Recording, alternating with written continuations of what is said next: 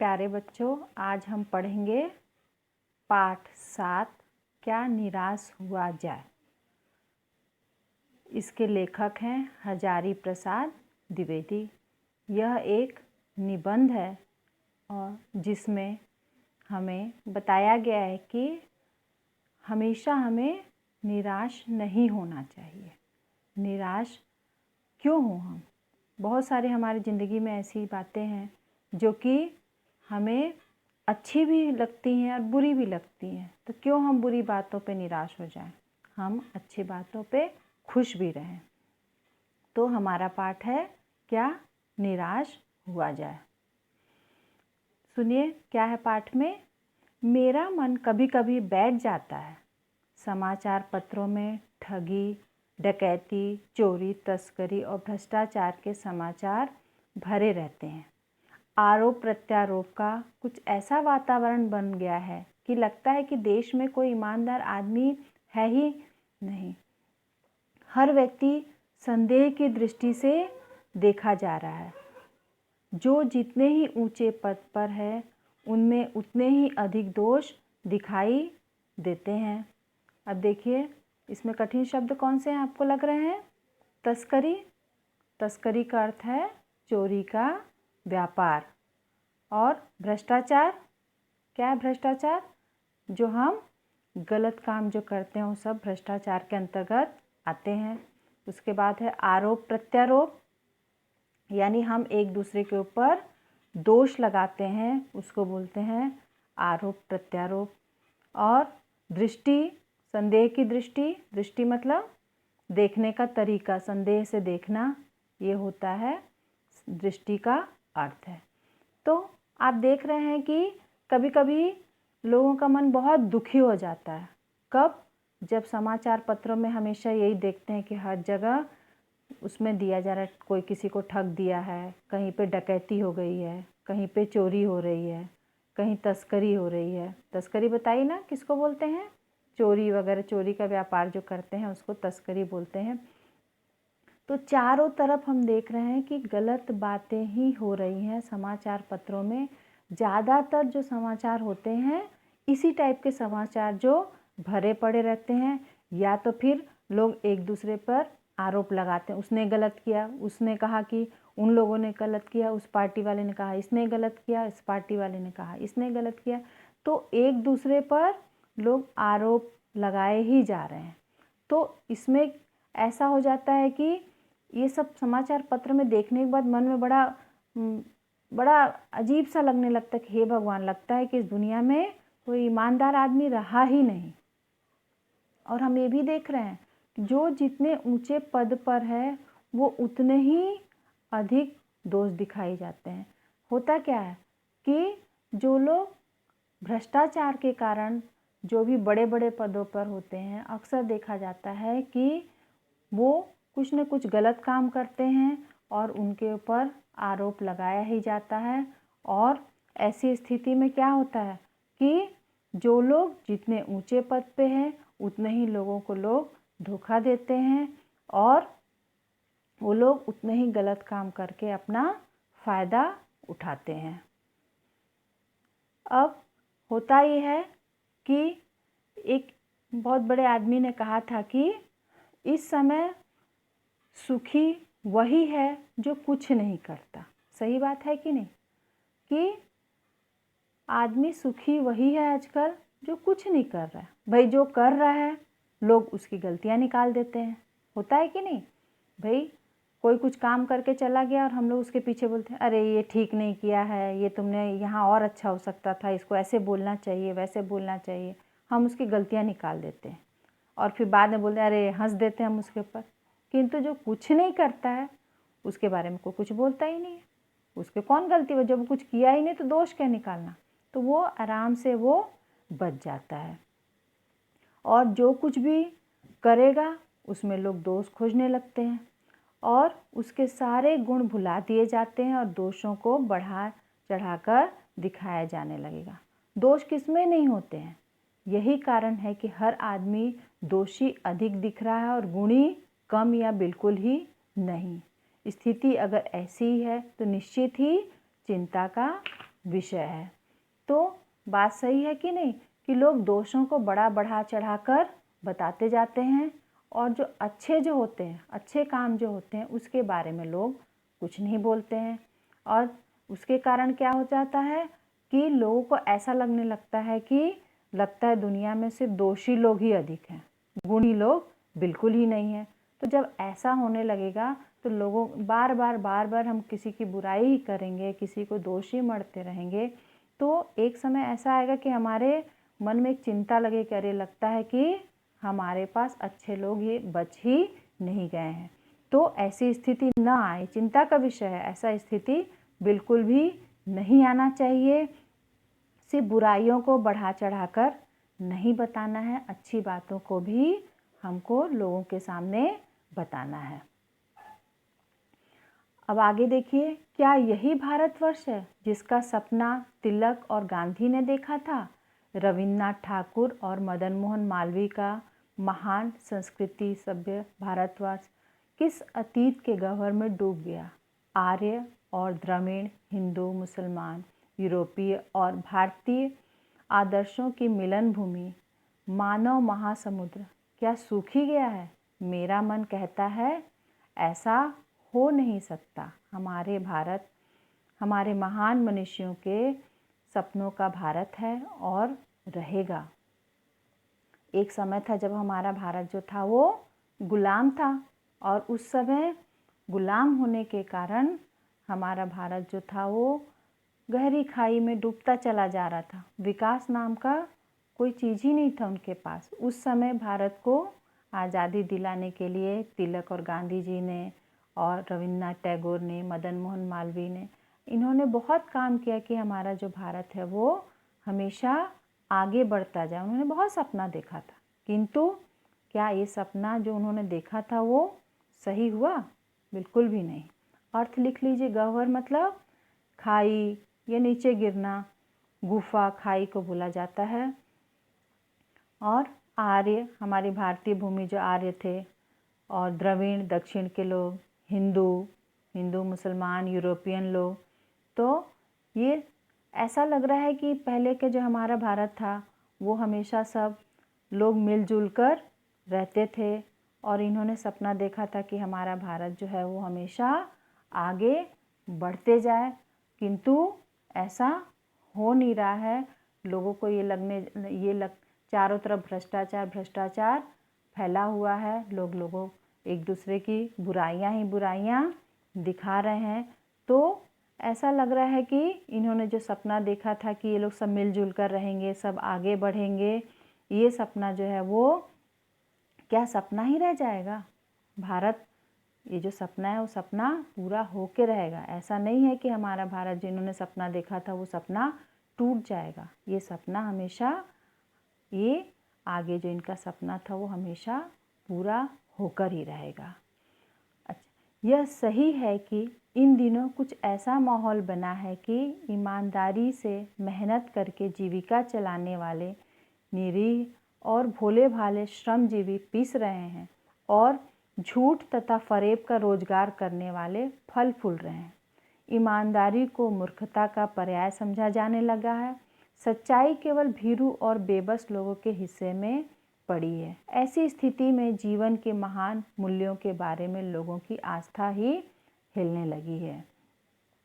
आप देखेंगे आजकल जो ईमानदार लोग हैं, मेहनती लोग हैं, वो बेचारे पीछे चले जा रहे हैं। निरीह और भोले भाले, निरीह मतलब जो कमज़ोर लोग होते हैं वो उनको कहा जाता है निरीह। कमज़ोर लाचार जो लोग होते हैं उनको निरीह कहा जाता है।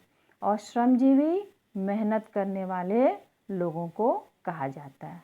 अब अर्थ देख लीजिए, पर्याय मतलब दूसरे रूप में, और भीरू का अर्थ लिख लीजिए डरपोक। आस्था का अर्थ लिख लीजिए विश्वास।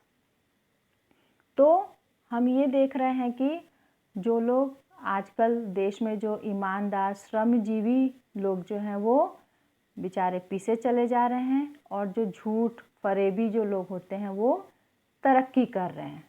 लोग ईमानदारी को मूर्खता कहते हैं और बेबस डरपोक ही सच्चाई के साथ हैं। जो बेचारे डरपोक लोग हैं, गरीब लोग हैं, वो सच्चाई के साथ हैं। और जो लोग थोड़े दबंग जैसे हैं, झूठ फरेबी लोग हैं, वो दिन पर दिन आगे आगे तरक्की करते जा रहे हैं। इससे ऐसी स्थिति के कारण, ऐसी विषम परिस्थितियों के कारण जीवन मूल्यों के विषय में लेखक की आस्था जो है वो डोल रही है। उनकी आस्था जो है, विश्वास जो है वो धीरे धीरे कमज़ोर पड़ती जा रही कि क्या ईमानदार लोग जो हैं वो ऐसे ही पिसते रहेंगे और जो फरेबी झूठे लोग हैं वो ऐसे ही तरक्की करते चले जाएंगे। अब देखते हैं कि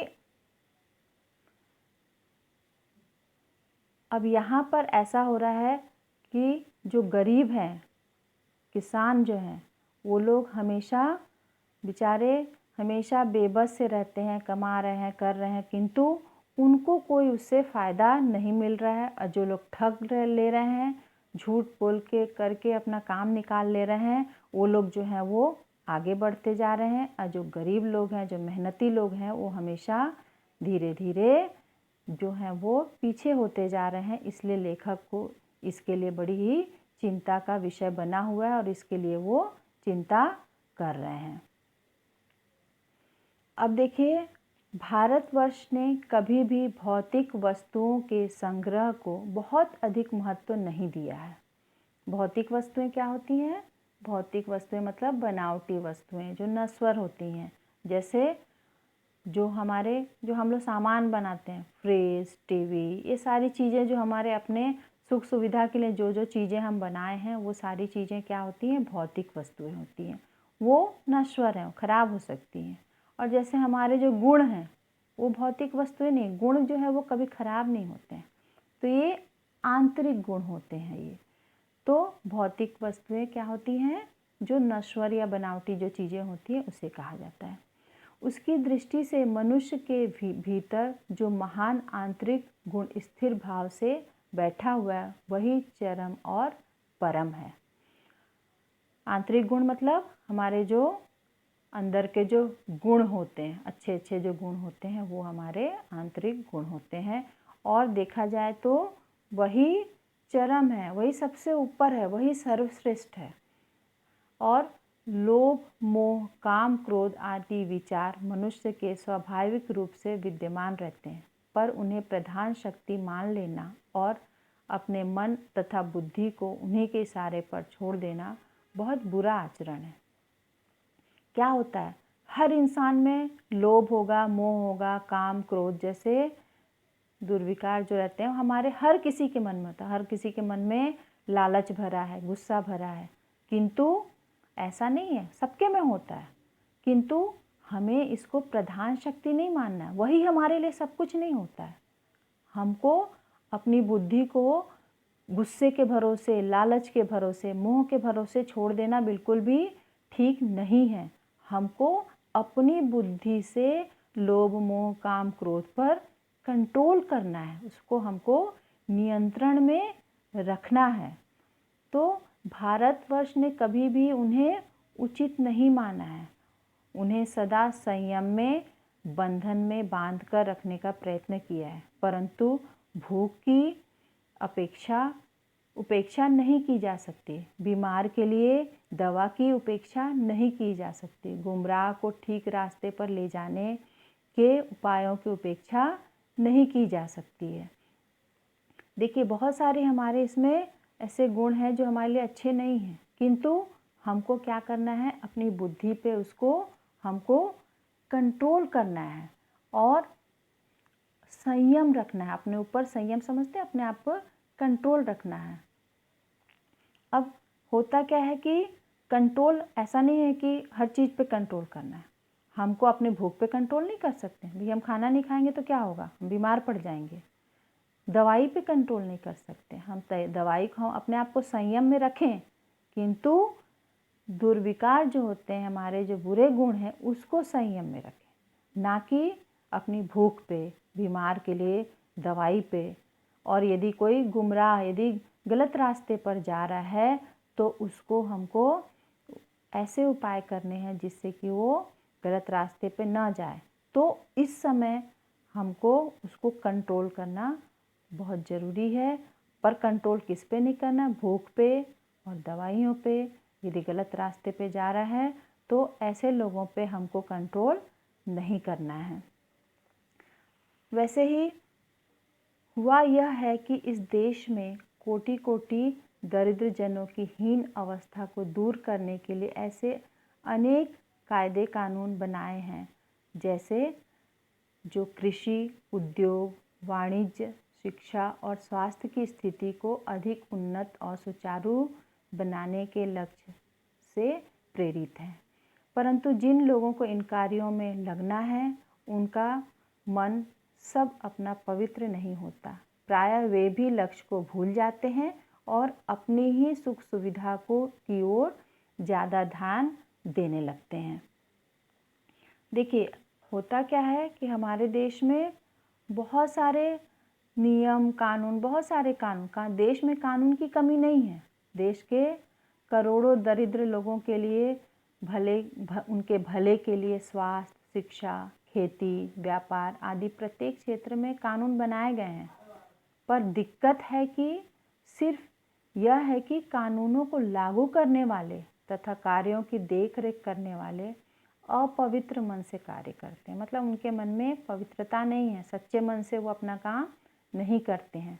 वे अपनी सुख सुविधाओं की ओर ज़्यादा ध्यान देते हैं। ये लोग क्या करते हैं कि कानून तो बहुत बनाए गए, सरकार ने बहुत कानून बनाए, किंतु जो इन बड़े पदों पर जाते हैं वो लोग अपना फ़ायदा देखने लगते हैं और इन कानूनों की धज्जियाँ उड़ा देते हैं। और वो लोग ज़्यादातर अपनी सुख सुविधा के लिए का ध्यान देते हैं, ना कि जो हमारे कोटि दरिद्र जन यानी कोटि यानी करोड़ों दरिद्र जन यानी गरीब लोग, हीन अवस्था, इनकी बुरी अवस्था जो है उसके, और उन पे ध्यान बिल्कुल भी नहीं देते हैं। और इतने सारे जो हैं, वाणिज्य का अर्थ लिख लीजिए, उद्योग, इंडस्ट्रीज़, वाणिज्य यानी व्यापार आदि के लिए बहुत काम सरकार ने बहुत सारे बनाए हैं नियम कानून, किंतु लोग इन नियमों को बिल्कुल भी मानते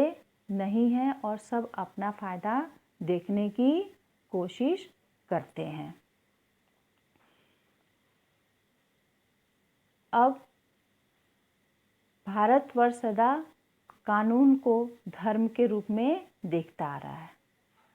आज एकाएक कानून और धर्म में अंतर कर दिया गया है। धर्म को धोखा नहीं दिया जा सकता है, कानून को दिया जा सकता है। यही कारण है कि जो लोग धर्म भीरू हैं वे कानून की त्रुटियों से लाभ उठाने में संकोच नहीं करते हैं। देखिए क्या होता है, धर्म भीरू मतलब धर्म को मानने वाले। तो हमारा देश जो है कानून को धर्म का दूसरा रूप माना गया है। आज अचानक इसे अलग कर दिया गया है। धर्म को धोखा नहीं दिया जा सकता, परंतु कानून को लोग धोखा देने में नहीं चूकते हैं।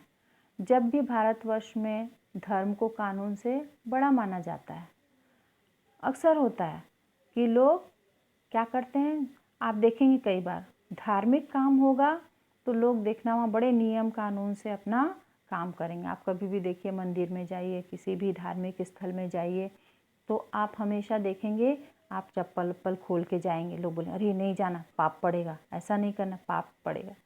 किंतु यदि हम उसी को रोड पे निकलते हैं और आप गाड़ी चला रहे हैं, हेलमेट नहीं पहने हैं, तो लोग बोलेंगे अरे हेलमेट पहनो, अरे ठीक है ना, कुछ नहीं होगा। और ज़्यादा कुछ यदि बोलेंगे अरे ठीक है ना, थोड़ा बहुत फाइन ही तो लेंगे, चल जाएगा काम।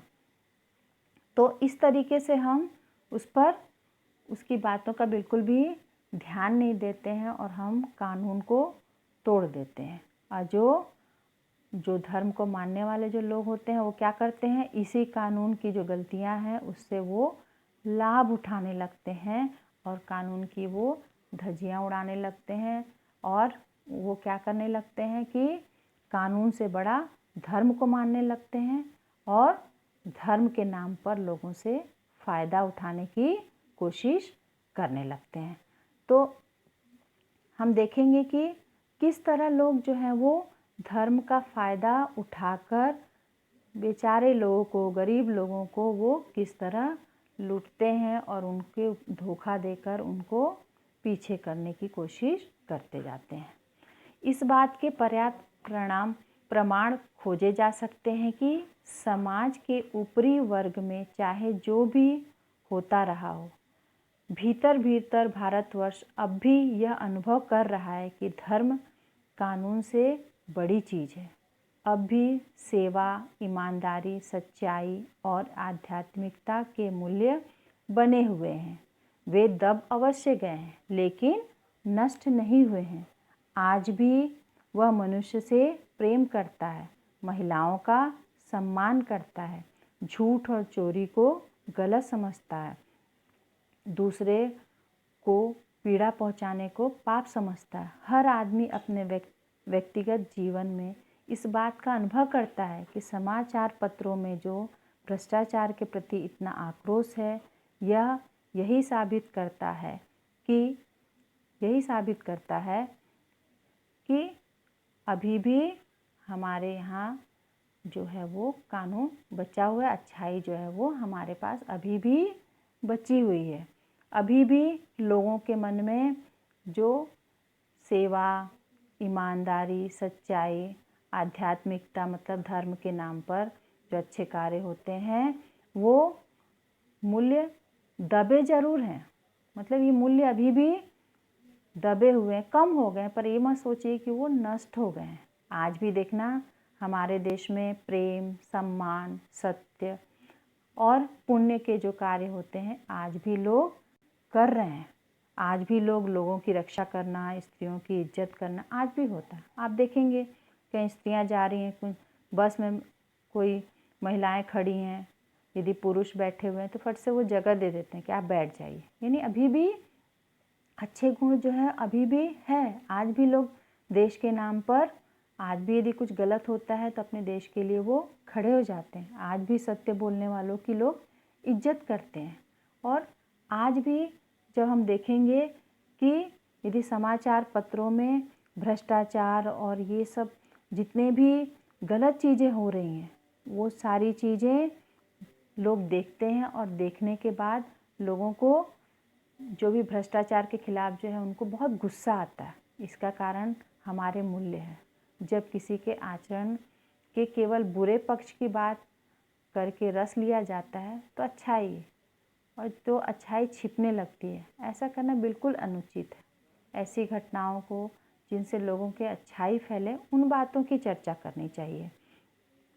जो चीज़ें, ऐसी चीज़ों को देखो, जितना हमारे न्यूज़पेपर्स में, अखबारों में जो आ रहे हैं, तो हम लोग देखना क्या होता है कि जो बुरी बातें जो होती हैं उनके बारे में हम लोग बहुत बढ़ा चढ़ा के बोलते हैं। जैसे कोई देखना न्यूज़ आ गया, और जब कोई न्यूज़ आता है तो आप देखेंगे कि लोग उस न्यूज़ को देख के बोलते हैं, धीरे धीरे बोलेंगे, जानते हो आज क्या हुआ, आज ऐसा हुआ, अरे वहाँ चोरी हो गया, अरे देखो कोई भाग गया, अरे डकैती पड़ गई, अरे वो खून हो गया। हम ये सारी बातें बहुत बढ़ा चढ़ा के, बहुत मज़े ले लेके हम लोग बोलते हैं।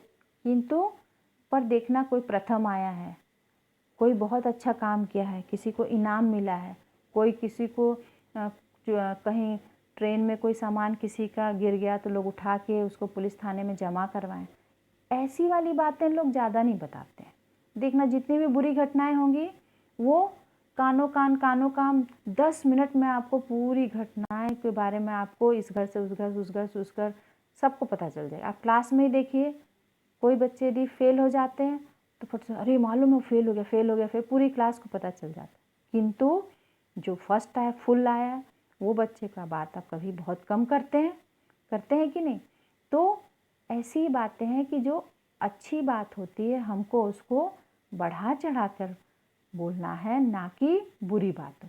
पर हम लोग करते क्या हैं उल्टा, कि जो बुरी बातें हैं उसको बढ़ा चढ़ा कर लोगों के सामने हम चर्चा में ला लेते हैं, और जो अच्छी बातें हैं उसको हम फैलाते नहीं हैं। इसलिए धीरे धीरे क्या होता है कि वो बुरी बातें जो होती हैं वो हमारे दिमाग में घुसते जाती हैं, और अच्छी बातें जो है वो हमारे दिमाग से निकल जाती हैं। और वैसे ही लोग देखो, गलत तरीके से धन या मान का संग्रह करते हैं। लोग गलत गलत बातें बोल बोल के जो देखना बहुत किसी की बुराई उराई करते हैं, लोग उनके पास झुंड बना के चले जाते हैं। तो ये गलत बात है। जो अच्छी बातें करते हैं हमको उन्हीं के पास जाना है, ना कि जो गलत बात कर रहे हैं हमको उनके पास जाना है। अब आगे देखिए कि दोषों का पर्दाफाश करना बुरी बात नहीं है। बुराई यह मालूम होती है कि किसी के आचरण के गलत पक्ष को उद्घाटित करके उसमें रस लिया जाता है। रस लेना मतलब मज़ा लेना, और पक्ष मतलब पहलू, ठीक है। रस लिया जाता है और दोषोद्घाटन को एकमात्र कर्तव्य मान लिया जाता है। बुराई में रस लेना बुरी बात है। अच्छाई में उतना ही रस लेकर उजागर न करना और भी बुरी बात है। सैकड़ों घटनाएं ऐसी घटती हैं जिन्हें उजागर करने से लोक चित्त में अच्छाई के प्रति अच्छी भावना जागती है। सही बात है कि नहीं, कि हम लोग दोषों का पर्दाफाश करते हैं, ठीक है। पर्दाफाश करना मतलब सच्चाई को सामने लाना। तो हम लोग दोषों को हम लोग सामने लाते हैं, सही बात है, सही बात है। आप अपने दोषों को सामने लाइए, किंतु उससे भी बुरी बात क्या है कि किसी के हमें अच्छी बात को सामने ना लाना।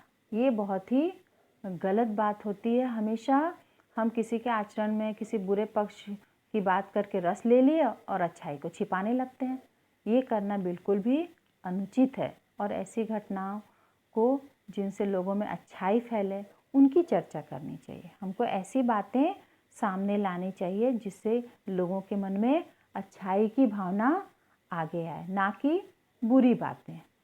तो बुरी बातें यदि है तो ठीक है, आप बता दिए, ख़त्म करो वहीं पर, क्योंकि बुरी बातों को ज़्यादा फैलाने से बुराई बढ़ती है ना कि घटती है। तो बुराई को वहीं पे कंट्रोल कर दो। और अच्छी बातों को यदि हम बार बार बोलते हैं तो हमारा जो दिमाग होता है वो भी अच्छाई की तरफ जाता है और हमारे मन में अच्छी भावनाएं आती हैं। इसलिए हमेशा अच्छी भावनाएं जो है अपने मन में लाना चाहिए और हमेशा गलत बातों को हमको बंद करने की कोशिश करना चाहिए। जहाँ गलत बातें हो रही हैं उन बातों को हमको दबाने की कोशिश करना चाहिए और जो अच्छी बातें हैं उन बातों को आगे लाने की कोशिश करना चाहिए, ताकि लोगों के मन में, समाज में, परिवार में अच्छी भावना जागे और वो लोग अच्छा कार्य करें।